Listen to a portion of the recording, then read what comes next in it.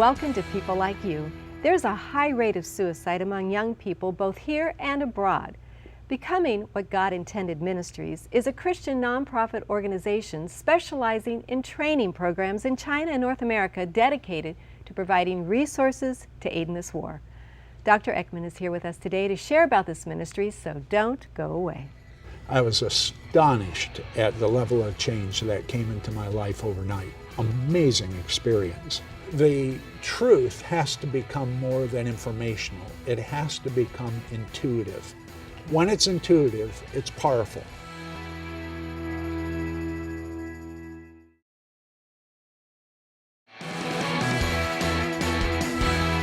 Welcome back. Dr. Eckman has been in ministry for over 40 years. He is here today to talk about Becoming What God Intended Ministries, which is saving lives both here in North America and in China. We appreciate you being here today. Let's start off by telling us about the organization.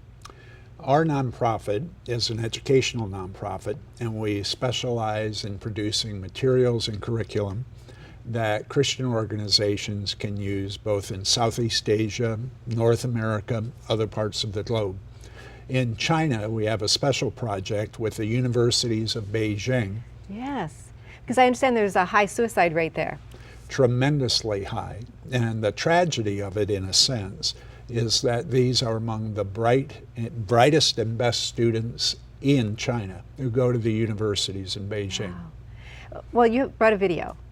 Yes, we have. Let's watch that, and then we'll come back and talk a little bit more about the suicide rate. Okay.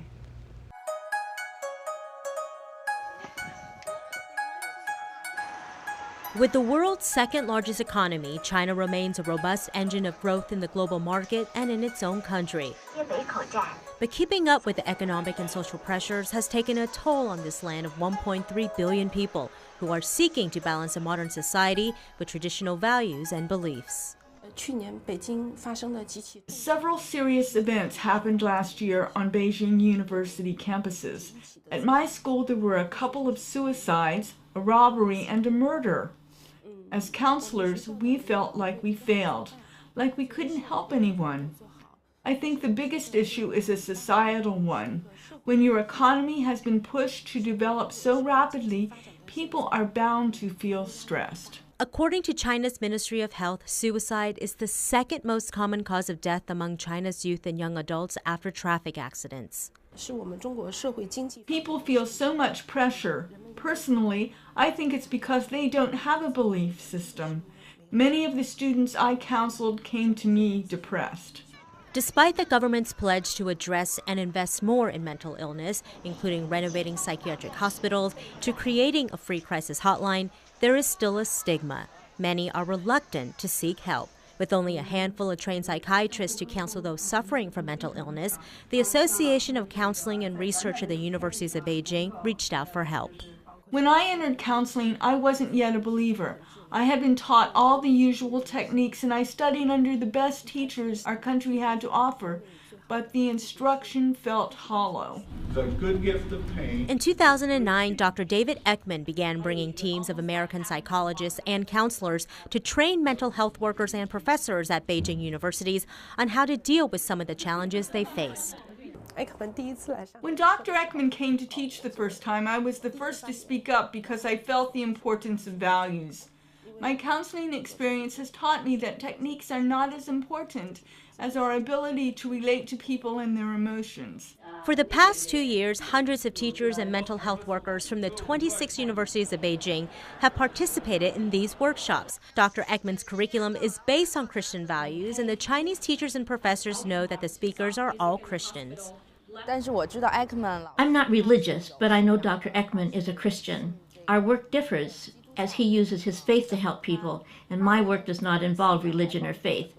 But I think his methods are worthwhile and a valuable tool for us. We use the resources and knowledge we have for good, but it's not as powerful as God. So I think Dr. Eckman's work has greater lasting impact.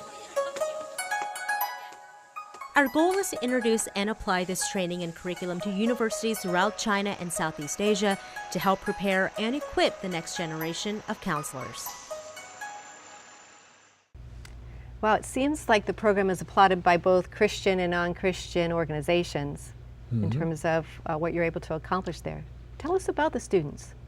The students are in a highly competitive atmosphere, and in the one-child policy in China, they have to succeed because there'll be two sets of parents, two sets of grandparents who are looking at them to be successful.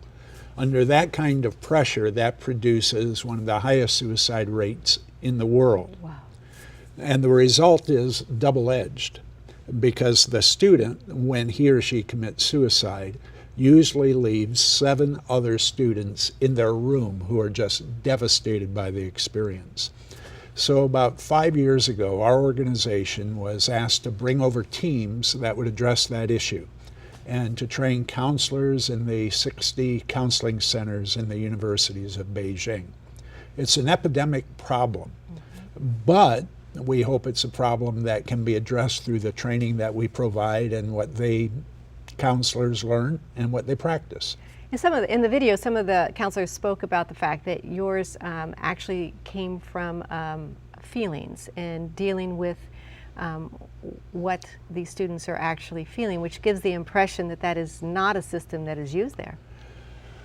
Oh my goodness. Emotions are generally repressed, and the counseling training in China really is the passing of aphorisms, nice insights, nice truths, go do this and that, but it normally does not connect with what's going on in the emotional life of the student.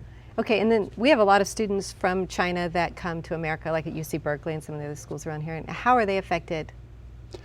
Well, they're affected in the same way. They're coming out of a culture that's performance-driven. They're the best and the brightest, and they absolutely have to succeed.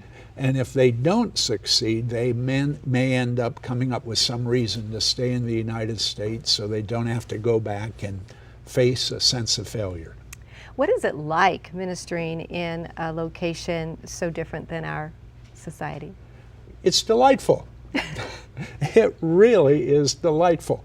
It's in some strange way, it's like being in the United States in the 1950s, where everybody is purpose-driven, serious-minded. They're there to do noble and virtuous things.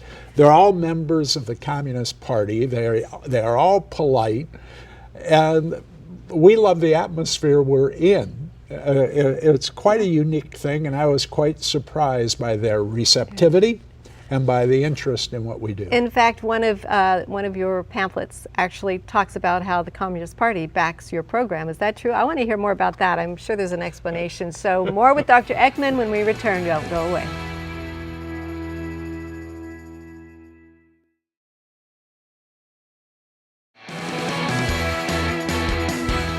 We're back with Dr. David Eckman, founding member of Becoming What God Intended Ministries. And I briefly spoke of this before we went to the break. This is called Skills for Living. Tell us about this resource. That resource is a curriculum I've written on mental health for the counselors at the counseling centers in the University of Beijing. And what's fascinating about it, and I didn't realize this for about a year, is that at the very bottom, right here, right there, it says we're approved by the Communist Committee for Information and Propaganda of Beijing. I didn't know that. And then secondly, we're approved by the Ministry of Education and the Association of Counseling and Research. We're well approved. That you knew about. I just want to take a moment to look inside here. And what it deals with, and it's English and Mandarin, and it really addresses key mental health areas for the students and the teachers. Depression, that leads to suicide. Anxiety, that leads to suicide. Identity, values, male-female relationships. Just the things that make for positive mental health. And you have seen results. We have seen results. How does that make you feel? Feel great. Feel great. Now the results are anecdotal based on the 1,000+ counselors and mental health teachers that have gone through our training programs. So it's not one of these finely tuned research projects, but we've seen significant changes in how the counselors approach students and frankly how they approach their own lives. So talk to us about all the different aspects of your ministry in China. Okay. It's going to take a while. Maybe pick the top ones. Well, the top two is working at those universities, and then the second one is that we have a heavy demand for discipleship material. In China, they have no problem with conversions. The conversions are magnificent, huge numbers. The great challenge is in the area of discipleship. So our organization has been asked to produce a curriculum on Christian discipleship, biblical discipleship of 5 courses. And that's our main project along with what we do in the universities of Beijing. And how does the government welcome that or recognize that, the conversions? Once numbers go into tens of millions, any government would have to tolerate those numbers. So they tolerate it, and they have this sort of gentleman's agreement that if the churches do not push them, they will not push the churches. So how many churches do you think are working with your program now? That's a good question, because a lot of them are house churches and they don't report, but we've been told there's 5,000 plus churches in Beijing alone, 5,000 churches. And a good number of those churches have been exposed to that material. They like the secular mental health material. It's helpful to them. Plus, they've been exposed to our discipleship material. And what I find fascinating, really fascinating, is that the leaders of these churches have said that it's the most culturally sensitive material that they've come across that has been translated from English into Chinese. Is it because emotion is not recognized as highly? They're in a tremendous transition. And the culture at large recognizes the importance of emotions and relationships. So that when you have material that can actually explain sort of the idiot's guide to emotional life, that can explain the basic realities of emotional life, they grab it up. They crave it. And when they grab it up, it's different than how North Americans grab it up. Those folks are into curriculums. And if they grab a curriculum, they run with it. It's great to be ministering in Asia because we are a curriculum company, a nonprofit company. And when you see people grab it up, pour their lives into learning it, and then pour it into other people, that's a delight to see. And lives saved. Hearts change, lives change. You've been a pastor for 16 years now? I used to be a pastor for 16 years. I've been in ministry for 40. Been a seminary vice president for 7 or 8 years. Been a seminary teacher for about 2 decades and a half. What do you appreciate about what you're doing now versus when you were a pastor? One of the things that is a challenge in pastoring is a lot of committee work. But with this, we're targeting people, we're targeting the human heart, we're targeting changing churches and cultures, and we're not wasting time. Would you say that you work mostly with believers in China, or tell me what that mix is of believers versus non-believers? Well, the last trip we made was about 10 days ago. And so a part of the week was dedicated to being in the universities all day long. And then the weekend before and the weekend after, we ran 2 training events for strategic churches in China and strategic leaders in China who were in Beijing. And so it's quite a mix. I would say it's 60% working with believers and 40% working with the universities. Does the format change when you speak in a university versus a church? Well, the rules certainly change. You can't give the gospel and you can't refer to God. But what we make a point of is all the teams of trainers we take over to work in the universities. They're committed believers who believe the Bible, love the Lord Jesus Christ, and they're nice. All right, in 10 seconds, when you would normally say Christ can make a difference, what would you say in the university instead? Base your life on these values and you will see life change. Then they ask the question, where do they come from? And then I say, after the class, I'll tell you. We talked about skills for living, and you also have some discipleship curriculum we can talk about. Is that true when we come back? Absolutely. All right, so don't go away.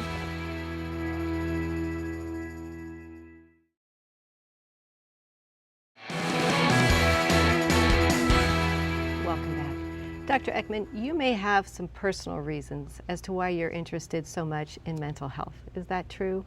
I grew up in a non-Christian home, alcoholic dad, turmoil, converted out of a pagan background at 17. And what I found in Christianity was not only solid truth, but a foundation for a healthy emotional life. Wow. And my concern is that Christian truth is allowed to continue deep into the recesses of the heart. The emotions, the instincts, those things that cause so much turmoil in people, that drive some people to suicide, others to despair. So diagnosing yourself, had you not found Christ, and I'm assuming it was through family member or friends? Friends at school. Okay. So had you not, where do you think you would have been? In a great deal of trouble, because at 17 as a junior in high school, I was astonished at the level of change that came into my life overnight. Amazing experience. If that path had continued, well, a lot of my relatives are alcoholics. Some are in prison. There is a path that leads in that direction, and thankfully, the Lord kept me from that path. When you help and you hear of someone who may have been ready to commit suicide and they no longer are, because you took the time to put together some very complicated materials, you're kind of helping someone like yourself. Well, yeah. That particular workbook you're holding in your lap, yes. There's a group at UC Davis that has gone through that for 5 years straight, repetitively, over and over again. I met the leader of the group, and he said that actually prevented 2 suicides. Ooh. And I dropped my jaw, and he looked at me and smiled, and he said, "I'm one of them." And so I thought, well, that's a good statistic. Out of one small group, 2 lives saved. But the reason why I believe that's effective is that it does address the core issues and what's going on deep within us and in our emotions, in our instincts, in our perspectives. And those are the key. They're the key ingredients that cause problems. The truth has to become more than informational. It has to become intuitive. Okay. When it's intuitive, it's powerful. When it's information, it's helpful advice. So when you take it as your very core and your very foundation, instead of an opinion, then it changes your life. It changes your life as the person believes it, integrates it, and uses it to change their instinctual life. Okay, so becoming what God intended is a study for spiritual transformation, and you have these tools available. They're available to anyone. Oh, absolutely. Yeah, okay. And we also have a Chinese version. I'm going to show that now. It's called Becoming What God Intended Workbook, and it's all Chinese. All Chinese. Simplified Chinese, though, which doesn't help either you or I. And these are also available in the States. Yes, they are. All right. So, Dr. Eckman, we're about to conclude here today. What is it you'd like to share with our audience about what you do or what you hope to accomplish in the next decade? China is going somewhere. Everybody in China knows that that country is in movement. The one great dark horse is the Christian church in China. And the healthier that can be, the more change for the positive that culture will go through. So our great concern is that we get solid material into the hands of tens of thousands of churches in China. And that's entirely possible. So the concern is over the next decade that this curriculum that will be soon finished in 2015 will expand throughout China. We're recruiting members, Mandarin-speaking members for our teams. We have about 40 to 50 volunteers who are participating in this enterprise. We're looking for more. We're looking for support. We're looking for prayer. You mentioned that there are some, I don't know if the term is underground churches, but churches. House churches. Okay, house churches is the term.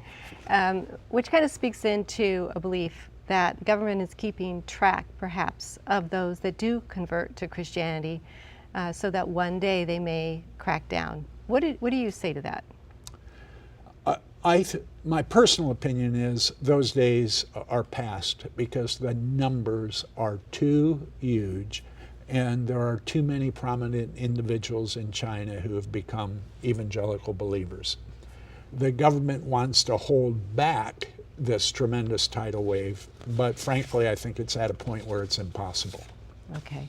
Well, we appreciate you being with us today. And in Northern America, which is where we live and this program will be viewed, what can we do for our friends and loved ones that are dealing with depression? The thing that fascinates me is that the basic proofs, the basic truths of Christianity are designed to address depression. The simple reality of God as an Abba Father, a good Father. But that can't be conceptual understanding. That has to be heart understanding. The truth of our new identity in Christ. The great problem in depression is a false, ugly, self-hating identity. The great power of Christianity, it gives a tremendous identity in Christ. The basic truths of Christianity create a bedrock in the soul that when the emotions of depression hit, the person has a solid place to stand. Amen. Amen. But it doesn't change the fact that depression is tough. It's a horrible experience to go through. But if you have a place to stand, you can survive it. And when it passes, you can thrive. Great. Thank you so much for sharing that. For more information about Becoming What God Intended Ministries, or to contact Dr. David Eckman, visit www.whatgodintended.com or ktln.tv. Remember that KTLN is a donor-supported ministry, and programs like this one are made possible through your support. Thanks for being with us. Join us again next week.